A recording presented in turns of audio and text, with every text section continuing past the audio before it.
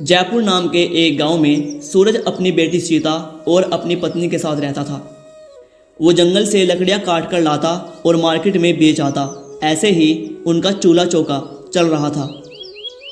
सुनो जी, आज तो सुबह से ही बारिश हो रही है। आप जितनी भी लकड़ियां लाए थे वो सब तो गीली हो चुकी हैं। अब बारिश में हमें सूखी लकड़ियां कहाँ मिलेगी और गीली लकड़ियों को कोई बाजार में लेगा नहीं। ये तो वही बात हो गई कि कंगाली में आटा गीला। एक तो पहले से ही खाने के लिए घर में कुछ नहीं है और ऊपर से बारिश ने सारी लकड़ियां गीली कर दी। मैं क्या करूं, मुझे कुछ भी समझ नहीं आ रहा है। तुम चिंता मत करो, मैं सेठ जी के पास जाकर कुछ पैसे उधार लेके आता हूँ। उससे हमारा कुछ दिन तक गुजारा चल जाएगा। सूरज सेठ जी के पास उधार लेने के लिए जाता है, लेकिन सेठ उसे डांट कर वहाँ से भगा देता है। जब वो उदास मन से अपने घर की तरफ लौट रहा था तो रास्ते में एक गड्ढा उसे दिखाई नहीं देता, तो उसका पैर उसमें पड़ता है और वो गिर जाता है और गिरने की वजह से उसका पैर टूट जाता है। हे भगवान, अब अपना पैर तुड़वा कर बैठ गए। अब क्या किया जाए? जो थोड़ी बहुत ही उम्मीद बची थी वो भी चली गई। हम पे तो एक के बाद एक मुसीबत आती ही जा रही है। हे भगवान, आपने मेरे साथ ये क्या किया? अब मैं अपने परिवार का पेट कैसे भरूंगा? अगर मेरा पैर ठीक होता तो कम से कम मैं कुछ जुगाड़ करने की कोशिश तो करता। सूरज इसी तरह से बातें कर रहा था, तभी उनकी सभी बातें खिड़की से उनकी बेटी सीता सुन लेती है। मम्मी पापा कितने परेशान हैं। पापा चल भी नहीं सकते और मैं पापा को छोड़कर कहीं जा भी नहीं सकती, पर अब मुझे ही कुछ करना होगा। गीता चुपचाप अपने पिता की कुल्हाड़ी उठाकर जंगल की तरफ चल पड़ी। गीता जिस जंगल में जाती है दरअसल वो जंगल जादुई होता है, लेकिन ये बात गीता को बिल्कुल भी पता नहीं होती और गीता उस जंगल में चलते चलते बहुत दूर आ जाती है और कहीं खो जाती है। अरे, ये जंगल तो बहुत घना होता जा रहा है। जैसे जैसे मैं इसके अंदर जा रही हूँ ये तो और भी ज़्यादा खतरनाक होता जा रहा है। मुझे तो रास्ता भी नहीं दिख रहा है। करूँ तो क्या करूँ? गीता बहुत घबराई हुई थी, इसीलिए वो इधर उधर चलकर कुछ सोच रही थी कि तभी जंगल के बीचों बीच उसे एक सीढ़ी दिखाई देती है।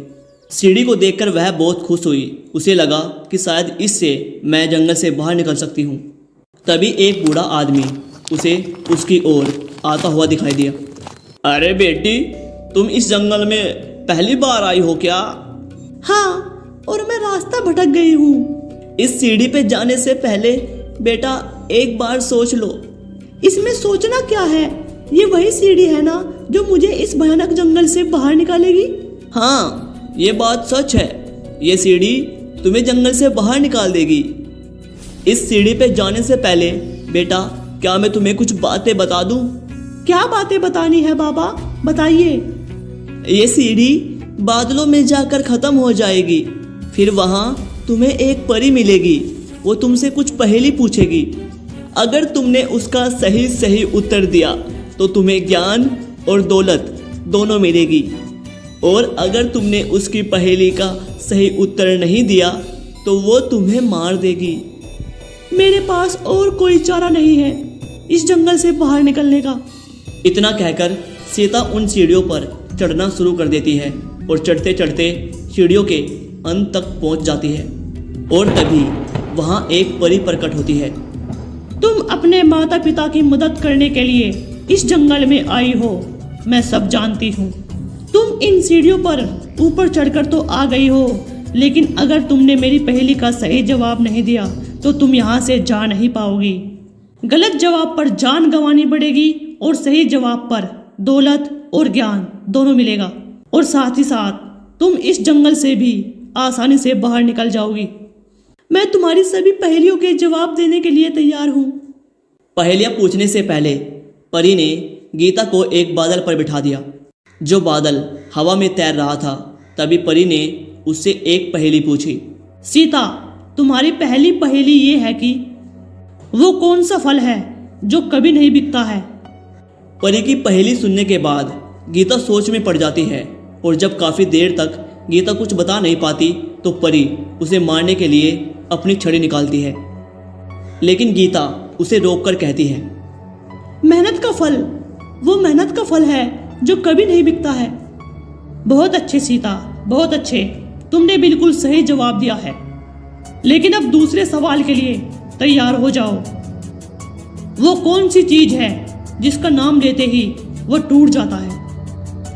परी का दूसरा सवाल सुनकर गीता फिर सोच में पड़ जाती है और इस बार वो परी के सवाल का जवाब देने में असमर्थ रहती है।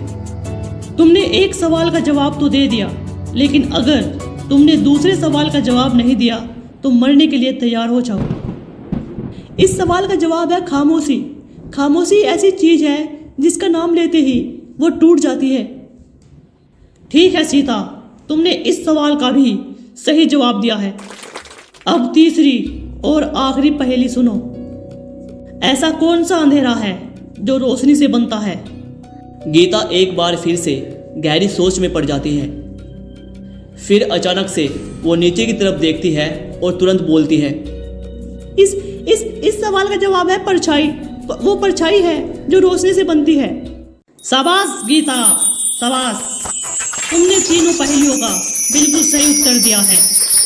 मैं तुमसे बहुत खुश हूँ।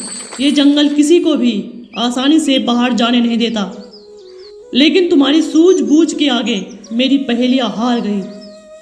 परी उसे बहुत सारा खजाना देती है और उसे उसके घर पहुंचा देती है और उस खजाने से उनके घर की परेशानियां दूर हो जाती है। इसके बाद ये कहानी यहीं पे ख़त्म हो जाती है। अगर आपको कहानी पसंद आई हो तो वीडियो को लाइक किए बिना मत जाना और ऐसी कहानियों के लिए चैनल को सब्सक्राइब करना मत भूलना। मिलते हैं अगली कहानी में, तब तक के लिए बहुत बहुत धन्यवाद।